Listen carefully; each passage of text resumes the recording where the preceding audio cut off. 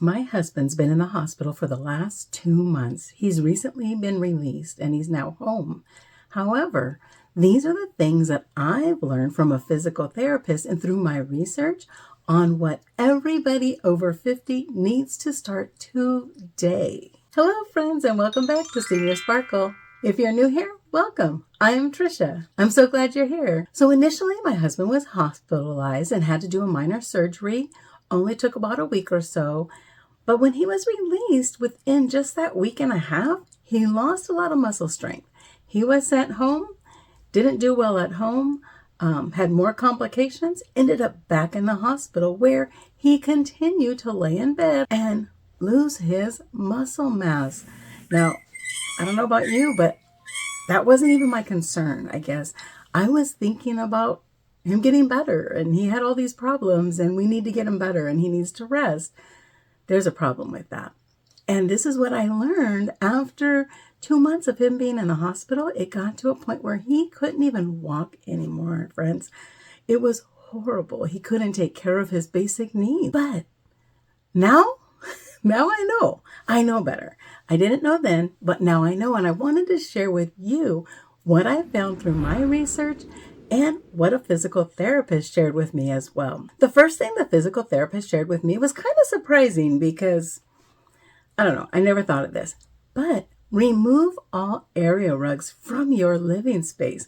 As we get older, maybe our balance isn't just as like it used to be. They're a big tripping hazard. And I never ever thought about that. I thought, oh, this cute little area rug here and here. No, they're tripping hazards. Remove those, because at our age, if we fall and break a bone, I know from experience, my grandmother fell. She was in her 90s though. She fell and she broke her femur. Poor granny. She was going to get her morning cup of coffee, tripped and fell down these 2 little steps she had to go to the little family room area with her coffee and broke her femur. Now, you might be wondering, like, at 95, why didn't she have like a life alert or something? She did. She had a life alert and she forgot to use it. She laid there all day until my aunt came to check on her in the evening for dinner time. And there she was, laying with her poor broken leg. It was at that point that I learned that we were told that if they did surgery to fix her leg, her femur, it would take about a year to heal. If they did nothing and just put the cast on it, the splint, it would take a year to heal. So as we get older, our bones do not heal as quickly. So we need to be really, really careful. So the first thing this physical therapist suggested was to remove all area rugs. You want to make sure you don't have any tripping hazards going on. The therapist also shared that we should be doing standing exercises, even if they're just little leg lifts, leg raises, things like that. She shared also, you lose your muscle mass within 2 weeks. And that is why my husband had got to a point where he physically could not walk anymore. He couldn't bear any weight. So I also jumped in and did some research on that.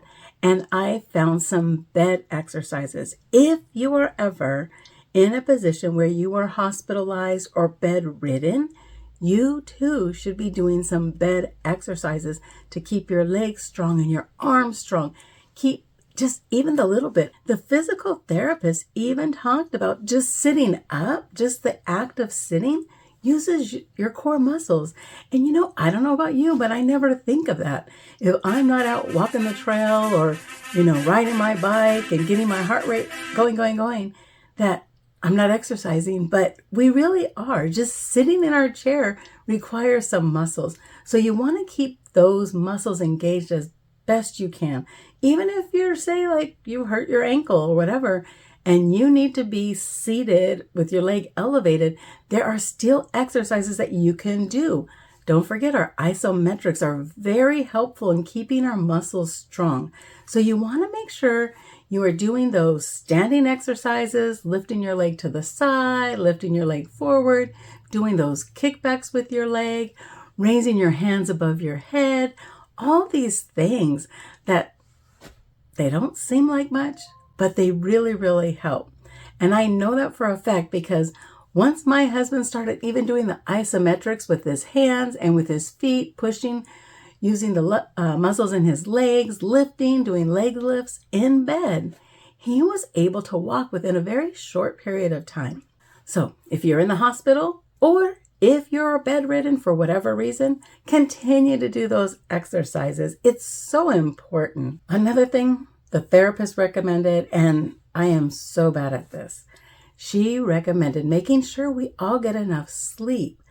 Our body needs sleep to rejuvenate and rest our body and be ready to go for the next day. So she, of course, suggested the typical 8 hours, but I'm thinking at least if I get 7, I'm usually pretty solid, but 8 feels really, really good. And another thing that I found out doing my, Dr. Google searches, is that if you keep a routine, stay in the same pattern, even when you're on, like me, on time away from work or on a vacation, if you kind of keep the same pattern of what time you go to bed, what time you get up, it's going to be so much easier for you to maintain these schedules and things that you need to do, and it doesn't throw your sleep patterns off. The next thing the physical therapist suggested was to make sure you're getting proper nutrition and plenty of protein, because our muscles need protein. And in order for us to stay strong, especially in our age, we need to make sure we have adequate protein. Make sure you're eating that protein. Now, if you have a loss of appetite, I have done some research on that as well. They actually have high calorie drinks. Boost, I know, makes them. I'm sure there's others out there. I think the Boost one is very small little carton, and it's got over 500 calories. Now, personally, right now, I don't need those high calorie protein drinks. I drink the low calorie ones. I prefer Premier protein drinks. But if you have problems maintaining your weight, which is, I know, was a problem for my husband, I researched that and found these Boost drinks. They have over 500 calories, very low in sugar, and have all these vitamins and nutrients for you. So that will help you get your protein in for the day. And if you're like me and you don't need the extra calories, but you need that extra boost of protein, Premier protein is excellent. Very, very low sugar. And personally, I like to add it to my coffee. So I have a black coffee and I just do it half coffee, half my protein drink. I'm not a big coffee drinker. I don't like coffee, but I love all the fancy drinks. And this gives me my fancy Starbucks looking coffee when I mix in my Premier protein to just a little cup of coffee. The next thing that I never even thought of was to be sure we stay hydrated. Now, I don't know about you, I am so bad about drinking my water throughout the day. I will drink my coffee and my Premier protein drink, but the water I really struggle to get down. I have found that if I do a couple drops of lemon or put some cucumbers in it, just a little bit of flavoring, that helps. But she suggested that being dehydrated causes all these other problems like dizziness and things like that, all these things that we don't want to have happen, especially when we're getting up trying to walk. We don't want anything that's going to hinder us walking, tripping and falling. We definitely want to prevent falls as much as possible. So make sure you are staying hydrated.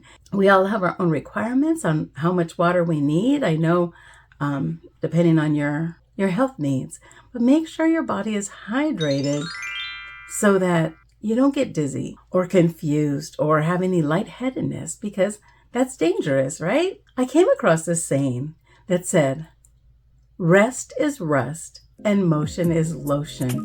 How true is that? A body at rest, you've heard that commercial probably, stays at rest. A body in motion stays in motion. So the rest, if you get too much rest for your body, it's like rust, and we get rusty and crickety and we don't want to move.